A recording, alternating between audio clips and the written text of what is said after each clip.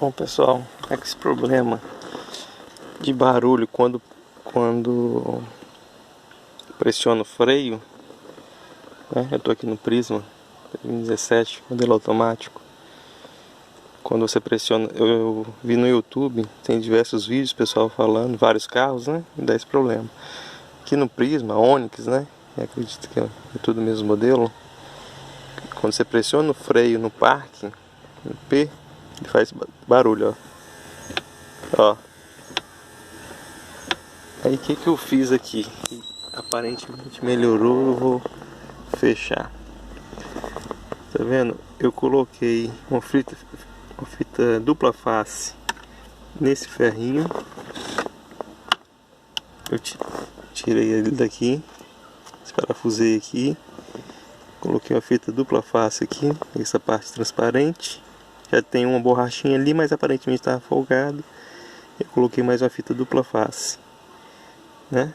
Tá fazendo barulho porque eu não apertei aqui ainda. Porque eu observei o seguinte: dependendo como eu pressiono aqui, né, na hora de apertar eu vou fazer, ó, vai parar o barulho, ó.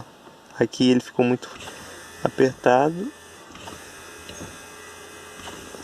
ó, parou. Se eu apertar muito, ele até nem aciona a pecinha, nem destrava. Vou soltar um pouquinho. Então tem que, ó, aqui já tá tudo solto e faz barulho. Não está fazendo barulho para os dois lados, né? Do lado assim, quando eu apertava fazia, quando eu soltava fazia. Agora quando eu aperto não faz, quando eu solto faz.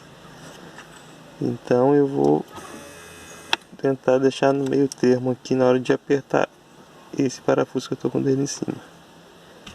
Aí, ó, espero que não trave tudo, né? Mas se travar, a gente tem esse botão aqui que eu consigo acionar ele manual assim para destravar o P. Vamos botar aqui nessa alteração que eu fiz. Se ficar travando, até eu descobrir que eu vou ter que fazer manual. Então é isso aí, espero ajudar aí.